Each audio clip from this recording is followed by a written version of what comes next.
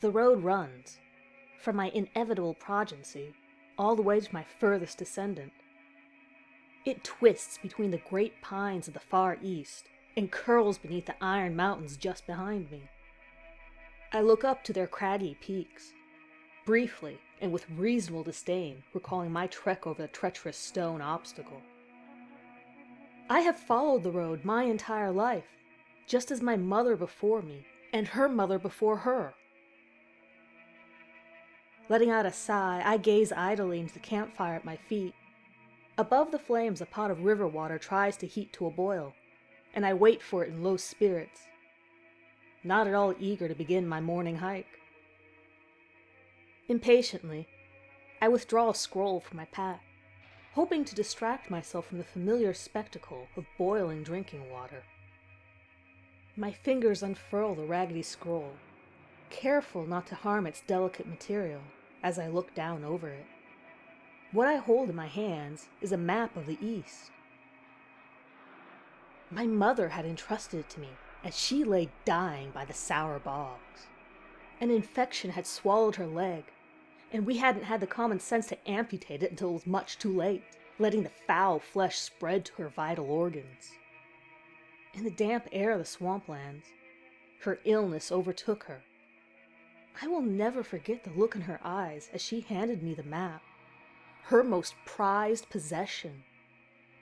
She looked deeply sad, and at the time, I had assumed it the result of her inability to complete her quest. Looking over the worn map, I find the bogs and let my finger press quietly against the simple illustration that adorns the map. Gently sliding my finger forward, I follow the path I have taken. After the bogs, I crossed the hanging woods. Massive trees had lined the road, each oddly stripped of their branches. The bare trunks stretched undeterred up to the sky, towards a sun that seemed to have abandoned them. Past the woods, I had come to the charred remains of a village. I'd never seen an actual town before, but Mother always told me that ruins like these had once housed numerous families all at once. The families in that town apparently had an interest in some kind of lizard-bird hybrid deity. I found numerous statues and idols devoted to this winged lizard creature, littering mantles above empty fireplaces and standing vigilant before collapsing doorways, whose masters had long since left them behind. One massive stone figure kept watch at the center of the settlement. I couldn't help but feel sad as I looked over the divine scaled being. Whoever had lived here had truly loved that god they had invented. I suppose it's not too crazy, though.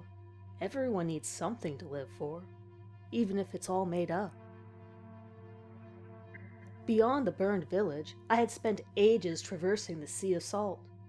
As I look over it now on the map, I cannot help but appreciate its sheer magnitude, and feel at least somewhat impressed that I had overcome it. Truly, it had been one hell of a trial. The sun had dried up all the ocean water that legends claimed had once lay there, leaving a massive patch of salted earth. Nothing grew there, and nothing moved, but to pass through, I had to hoard dozens of canteens of water. I had crafted the canteens from deer stomachs I had painstakingly hunted down one at a time. Those deadlands had marked the edge of the map, and as I sit now, I grow sad that the scrap of paper could not have guided me longer. From then on, I had simply followed the road blindly, hoping that after every hill or bend in the trail, my eyes would find the end. I could never get a precise answer of what lies at the end of the road, but Mother once called it nothing short of paradise. The end never came, though, so I still walk on. After I had passed the Sea of Salt and moved off the edge of my map, I found myself in a jungle. The utter shock of seeing green after that desert nearly drove me mad, but once I had gathered my wits, I entered the dense trees and took advantage of the significant animal life. Hunting there came easily, but I soon found that I wasn't the only hunter in those lands. Great reptiles that crept on 6 legs would stalk up beneath the foliage and lunge for my feet. The first caught me off guard and nearly took my leg, but somehow I managed to stick my dagger through his eye socket before it had the chance to shut its jaw. I roasted the scaled beast over the fire and rather enjoyed its meat, though it had an odd, overly chewy texture to it. As I bit into its hind leg, I wondered if that winged lizard god of those villagers had somehow been inspired by creatures like these, or perhaps they even existed in the flesh somewhere beyond the horizon. Just past the jungles, I had to make my climb over the Iron Mountains, a task that had nearly killed me on numerous occasions. At that point, the road climbed almost vertically, and I had to construct some grappling hooks from some vine and bones out of the jungle. I constructed 4 of the things, 2 of which broke into pieces upon hitting rock, and 1 had fallen down a seemingly bottomless crevice not too far from the peak. I fell down a shallower pit as well at one point, spraining my wrist pretty badly and hurting my ribs. All the skin beneath my left breast is still discolored and bruised from the rough landing. As I recall this last step of my journey, steam rises gently from the pot. I tuck the map away in my pack and pull the pot off the fire. After letting it cool, I drink down as much of the water as I can stomach. I chew down several large nuts that I had gathered just yesterday and pack the metal pot back in with my other belongings. Getting to my feet, I sling the weighty pack over my shoulder and take the first step onwards. My dagger hangs sheathed at my hip. Rain begins to drizzle down almost immediately. Sighing, I cast a patched-up hood over my head. I had seen the storm resting on the southern sky the night before, but had hoped that it would have held out until tonight at least. Regardless of the weather, the walk is going to be a monotonous slog. After the Iron Mountains, the ground leveled out into flatlands that stretch out indefinitely far in every direction. I strain my eyes in an attempt to establish where on the horizon the earth meets the sky, but I fail, finding an endless wall of gray greeting me. The rain progresses into a downpour, and the wind picks up in severe gusts. I lower my head and clutch my cloak over my face, heavily restricting my vision, but offering some protection against the elements. With squinted eyes, I struggle to make out my feet under me, taking one blind step forward at a time. Even if I wanted to stop, it would be pointless. With the flatlands all around, there would be no place to take shelter. To pass the time, I sing gently to myself. The words have carved themselves into my memories. A lullaby Mother used to softly hum to me. I sing it over and over, a quiet mantra to keep me sane. Until Mother had died and left me alone, I had never realized how valuable something as simple as a song could be. In time, the rain slows again, lowering into a drizzle. Losing my hood and finishing the song, I lift my head to survey the way forward, and I find a figure stands ahead. I freeze in surprise, staring in alarm. The silhouette stands fairly far away, mostly obscured by the still steady rain. At first, I consider the possibility that it could be a tree or even a rock formation, but I soon notice faint movements, as though the thing is slowly approaching me. A gut reaction tells me to find some place to hide, and as I look around, I find to my dread the same empty flatland that had surrounded me before the rainfall.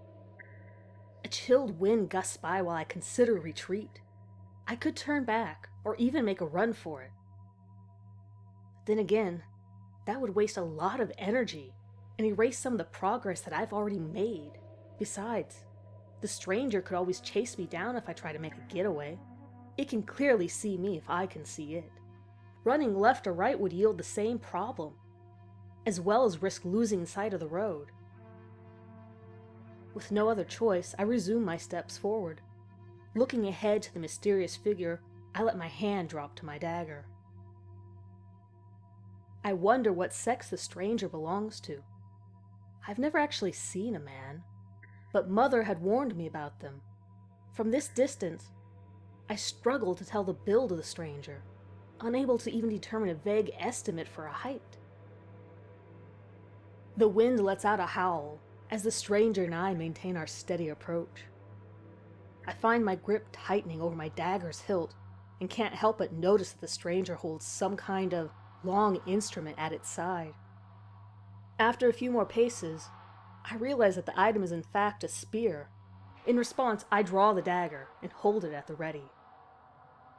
At about 20 steps apart, we both stop. Neither of us speaks, standing out in the rain. It wears a heavy coat and mask, hiding away any features I could use to learn more about it. My eyes lower to the jagged spear hanging from its grip. The stranger appears to have crafted the spearhead from a jagged shard of bone and bound it to the pole with what looks like hair.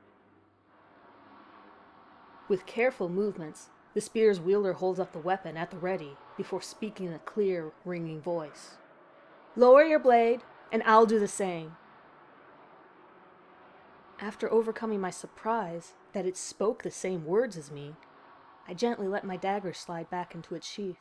In response, the stranger pointed the spear up to the dull sky and holds it as one might a walking stick. "So, you came from the east?" the stranger asks. "Yes," I reply, "from far past the mountains." "Could you tell me what lies that way?" "I have a map," I state, removing the scroll from my pack. "If you set your spear down, you can have a look." The stranger considers this for a moment. "All right, but you need to set your knife down as well." "Fair enough." At the same time, and keeping an eye on the other, we set our weapons down on the road. The stranger pulls off the mask and we step forward to meet in the middle. From up close, I can tell with near certainty that the stranger is also a woman. "We're off the map," I explain, pointing past the edge of the page. "If you follow the road over the mountain, there's a jungle. After the jungle, the road leads through the Sea of Salt, which takes it onto the map here." "I see," she says before glancing up over the mountainside. "What lies to the east?" I ask, pointing forwards. "I actually have drawn out a map myself," the stranger says, taking off her pack and digging through her supplies. "Here," she says, handing me a tattered page. Upon the page, a hand-drawn map has been scrawled, revealing a vast landscape that I've yet to encounter. "I followed it as far as I could," she says, "but it ends on the mountainside. Would you be willing to trade maps, seeing how you seem to be through with yours?" I hesitate, remembering how preciously my mother had cherished it. "All right," I agree at last, realizing that knowing the way forward must be important. More important than knowing the way back. After exchanging maps, we stand in silence for a while. "You know," the stranger says, "my family has followed this path for generations. Has yours done the same?" I nod quietly in response. Rain keeps its steady descent as we both consider the implications of our meeting. At last, and with a sigh, I speak. "I need to keep going. Best of luck on your travels." I step back, picking up my dagger and sheathing it away. "Good luck to you as well." The stranger nods, grabbing her spear and lowering the mask back over her face. We step around each other in a wide, careful circle before continuing on our way. My steps ring against the stone road, and I keep my gaze forward as I walk. I keep walking until the stranger disappears from my sight far behind me. Once again in solitude, my pace slows to a halt, and I stand motionless. Is this the end of the road? How on earth could I still believe paradise lay ahead? How could any of what I've been told, what I trusted in for my entire life, could possibly be true? Has my family toiled away for nothing? Hunting down a red herring lifetime after lifetime? How much has been sacrificed to seek out this wretched end? Rainwater runs slowly down my face. as I realized the answer to my questions. I don't care. Gradually, my despair gives way to understanding, and I slowly pull myself back together with a shrug. Looking down the road, I realize that it's the only thing that has kept me human over the years. It's the only thing that has given me purpose of any kind. I get back to my feet and take the first step forward towards a false goal. I hold the stranger's map out ahead of me, knowing it could take lifetimes to pass through it all. As I move along, I realize that I can't help but hope to meet another stranger down the road. Only maybe this time, it'll be a man. Thank you for tuning in. If you like this story, hit that like button. Consider sharing and subscribing to the channel to be alerted to new uploads. If you'd like to see something specific on my channel, leave a comment below and I will look into it. Good night, everyone.